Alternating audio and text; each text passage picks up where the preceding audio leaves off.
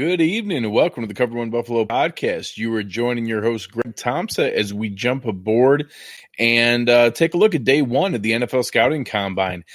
Today's an exciting day. It's the first day of on-field drills. We've had some measurements, had a couple of bench press reps going on in the previous days, but today's the first day you get to see guys jump out on the field, start running around, getting a view of if that play speed on film matches up with what we're seeing and how they're measuring, against each other.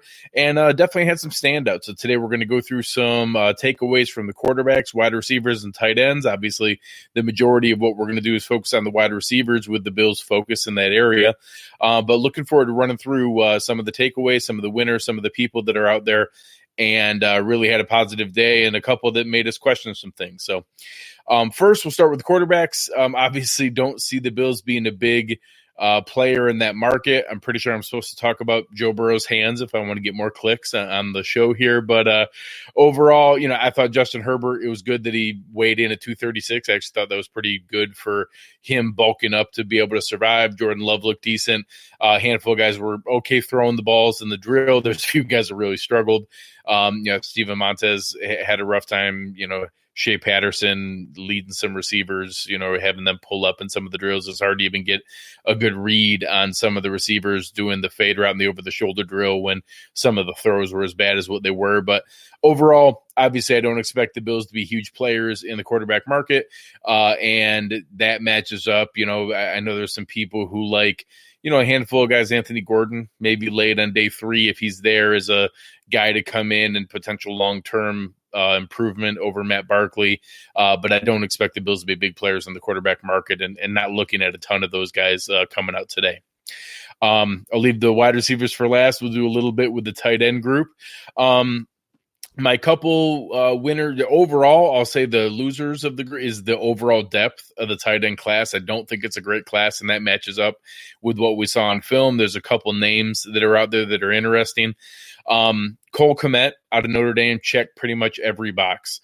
Measured in at almost 6'6", 6'5 and 3/4, 262, 10.5-inch hands, 33-inch arms, 79-inch wingspan, ran a 4.7 flat, which is solid for 262 pounds. Looked pretty good in the blocking drills. Albert Okwuegbunam, coming out of Missouri, ran a really impressive time, 4.49, 4.50 at 258 pounds, 6'5 and a half, really good athlete from that standpoint. Stephen Sullivan, the backup tight end behind Thaddeus Moss in LSU, I thought was interesting. He has an 85-inch wingspan and kind of looks the part, but when you watch it, he's definitely a receiver trying to be a tight end because he's probably not quick enough to be a wide receiver. Really struggled in the blocking drill, could barely move the blocking sled. So, I think there's some potential there, but I just don't know that he's ever going to be a true tight end or an inline tight end, but maybe some potential late as a developmental guy. Adam Troutman looked pretty good. I thought that he didn't necessarily look all that smooth or graceful running his 40, but his times were good. Checks a lot of the boxes from a size standpoint, and he actually ran a really good 3-cone drill. One of the only, maybe even the only tight end to break 7 seconds. It was down at 6.78, which is a really good time, and shows some quickness. And former high school quarterback, all-time leading receiver at Dayton, is definitely a mid-round guy that could be there. So I thought Cole Kmet checked the box and probably is now looking like that tight end one. I do think the depth of the class is not great. I think Adam Troutman has some potential, and you saw a few athletes stand out that could get some attention. We'll now turn our attention to the number one topic, and that's wide receivers. Obviously, the winner today is Chase Claypool. Eric and I spent a good amount of time in the Cover One Premium Slack channel talking about what this means. So just to put it in perspective, he measured in exactly what you would want to see, well over 6'4", 238 pounds, well built, not a heavy 238, a really chiseled 238, 80-inch wingspan, which is really impressive. With those long arms, put up 19 reps on the bench, and then came out and ran a 4.42. And just to put that in perspective, That's a top 4 all-time speed score when you compare speed versus weight and how much power and how much you're moving. So you're talking about he's up there 4th behind Calvin Johnson, DK Metcalf, and Julio Jones. And to be in that kind of company from an explosion and power and speed standpoint is just incredible. Had a 40.5-inch vertical.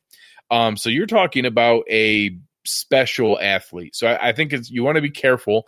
Again, in the Cover One Premium Slack channel, we talked about guys, like last year, Miles Boykin put up a pretty historic combine. He still only went 93rd and then didn't do a ton for Baltimore. So I do think you want to be careful.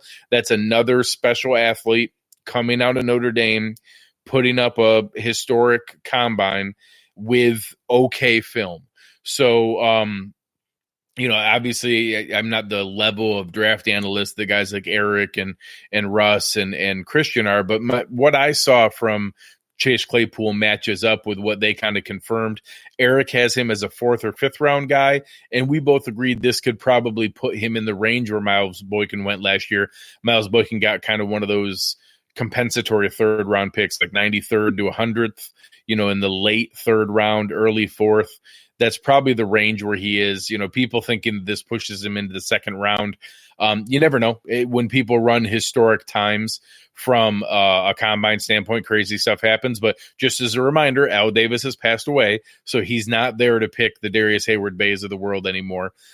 So I wouldn't get overly crazy about him, but it's certainly, we joke that anybody who has black market all 22 Notre Dame film, it's worth its weight in gold right now, because everybody's going to be diving back in to look at Chase Claypool as an athlete and overall what we have taking away. The guys in the chat are talking about a lot of the names that I liked here as well.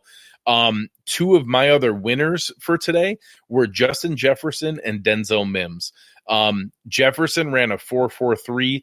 Both guys checked the box from a size standpoint. So Denzel Mims was right there at 6'3", 6'2", and 7/8, 207 pounds, nice long arms. Same idea that we saw with Justin Jefferson, 6'1.5", 202, nice long arms. Both of them ran really good times, 4.43 for Jefferson, 4.38 for Mims. Both of them had really nice jumps. Again, Mims a little bit better. But both of those guys are guys that have really good film, are refined route runners, really good hands, and then came in today and checked every box from a physical standpoint. So that's exactly what you want to see from a deep draft class like this at wide receiver, and that they may have differentiated themselves when you have a really jumbled group after that, top tier. I think just about everybody has some order of Jerry Jeudy, CeeDee Lamb, and Henry Ruggs as the top 3. And then it gets really jumbled. And, whether you like Jalen Reagor or whether you like Brandon Ayuk or Laviska Shenault, T. Higgins, I think Jefferson and Mims both put themselves pretty firmly in that group. Another guy I thought that did himself well today was Brandon Ayuk. For a guy who's only 5'11.5", has crazy long arms and has the same wingspan as Chase Claypool, who's almost 6'5". Ran a 4.50, a nice time. And, again, we talked about it in the Slack channel that anybody who runs between a 4.45 and a 4.60, you basically check the box as fast enough to be an NFL wide receiver. It doesn't concern us unless you're getting up well above into the high 4.6s or a 4.7. So Juwan Jennings out of Tennessee, when he ran back-to-back 4.73, that matches up with some of the concerns you see on film, and that is he going to be able to get separation at the next level?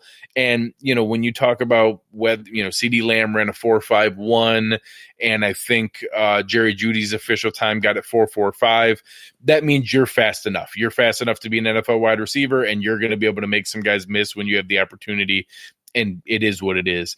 Out of the somewhat smaller guys, your Henry Ruggs, your Jalen Reagor, Lynn Bowden, Prochet, Devin Duvernay, they all were thick enough for what we saw in the measurements. They all weighed in a little bit, almost 200 pounds or just over.